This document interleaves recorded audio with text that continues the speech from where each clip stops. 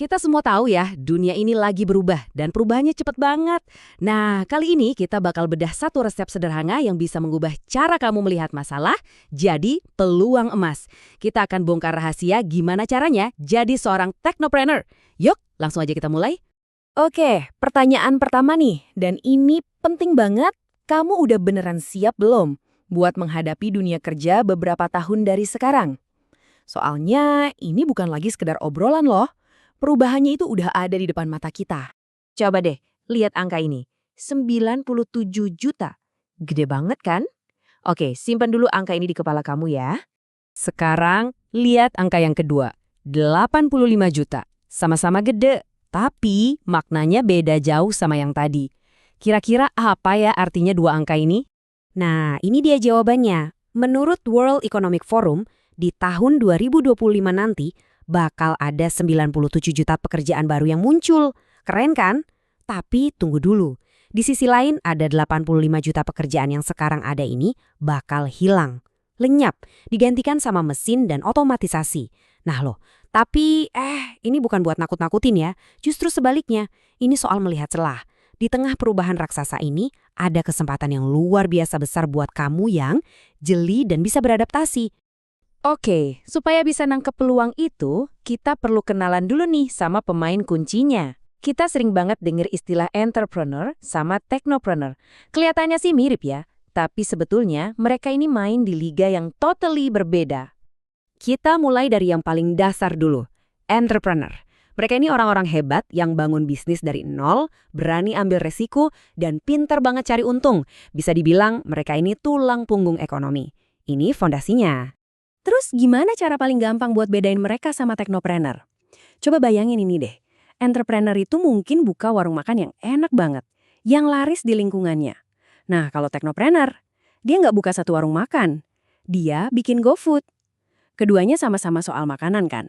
Tapi dampaknya, skalanya, wah itu yang bikin beda banget. Yuk kita bedah lebih dalam lagi pakai analogi tadi.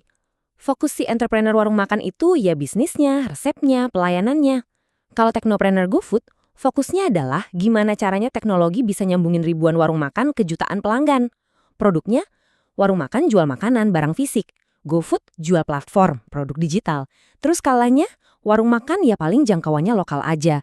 Tapi GoFood bisa nasional, bahkan internasional. Dan yang paling penting, inovasi. Buat teknopreneur, inovasi itu udah kayak napas, wajib hukumnya. Dari semua perbandingan tadi, sebetulnya ada satu benang merah yang jelas banget. Satu rumus simpel yang jadi inti dari seorang technopreneur. Dan ini dia rumusnya. Technopreneur itu ya, entrepreneur ditambah teknologi. Udah, itu aja. Jadi seorang technopreneur itu punya jiwa bisnis yang sama persis kayak entrepreneur biasa. Tapi senjatanya beda. Mereka pakai teknologi bukan cuma buat ngebantu dikit-dikit, tapi sebagai mesin utamanya. Mesin buat apa? Buat menyelesaikan masalah dalam skala yang wow, gede banget, yang dulu nggak pernah kebayang. Oke, teorinya cukup. Sekarang kita lihat gimana rumus sederhana ini benar-benar bekerja di dunia nyata. Mereka-mereka ini bukti hidup kalau satu ide yang pakai teknologi itu bisa mengubah segalanya.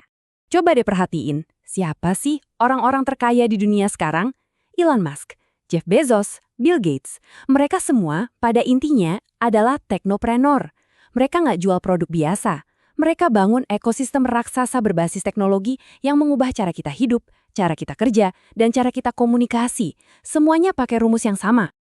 Tapi, ini bukan cuma cerita soal para miliarder dunia kok. Kunci utamanya itu ada di pola pikir ini nih. Kemampuan buat ngelihat masalah, ngelihat keluhan sehari-hari bukan sebagai gangguan, tapi justru sebagai undangan untuk menciptakan sesuatu. Kita ambil contoh dari sini aja, dari Indonesia. Apa coba masalah klasik di kota-kota besar? Macet, susah cari ojek, angkutan umumnya nggak jelas. Ini bukan sekedar keluhan kan? Ini masalah nyata yang dirasain jutaan orang setiap hari. Terus apa yang dilakuin sama Nadiem Makarim? Dia nggak buka ratusan pangkalan ojek baru kan? Dia lihat masalah tadi, terus dia pakai rumus teknopreneur. Dia pakai teknologi buat bikin platform namanya Gojek yang secara efisien mempertemukan orang yang butuh tumpangan sama yang nawarin tumpangan. Masalah yang ruwet diubah jadi solusi yang masif. Contoh kedua, Buat teman-teman UMKM, buka toko fisik itu tantangannya gede banget. Butuh modal, sewa tempat mahal, terus pembelinya ya cuma orang-orang sekitar situ aja. Ini kayak tembok besar yang ngehalangin pengusaha kecil buat berkembang. Solusinya, William Tanuwijaya nggak bangun mall raksasa. Dia pakai rumus yang sama, jiwa entrepreneur plus teknologi. Hasilnya, Tokopedia. Sebuah pasar digital super besar yang runtuhin tembok penghalang tadi. Siapa aja, di mana aja, bisa buka toko dan jualan ke seluruh Indonesia. Keren banget.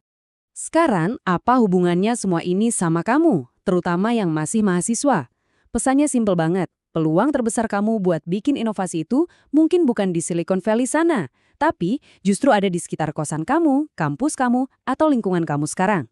Kuncinya cuma satu, ubah cara pandangmu.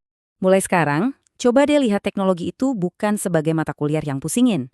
Anggap aja teknologi itu kayak kotak perkakas. Isinya alat-alat super canggih yang bisa kamu pakai buat benerin hal-hal yang rusak atau nggak efisien di sekitarmu. Biar lebih kebayang, coba pikirin deh kehidupan sehari-harimu di kampus. Susah cari parkir motor? Itu bukan sekedar nasib, itu masalah. Antri di kantin pas jam makan siang bikin kesal? Itu masalah. Bayar uang kos masih harus transfer manual terus ditagih satu-satu? Itu juga masalah. Nah, bagi seorang calon teknopreneur, semua keluhan ini adalah ide bisnis yang lagi nunggu buat diwujudkan. Jadi, aku mau tutup sesi ini dengan satu tantangan buat kamu. Mulai hari ini, coba deh dengerin baik-baik setiap keluhan dari temenmu atau bahkan dari dirimu sendiri.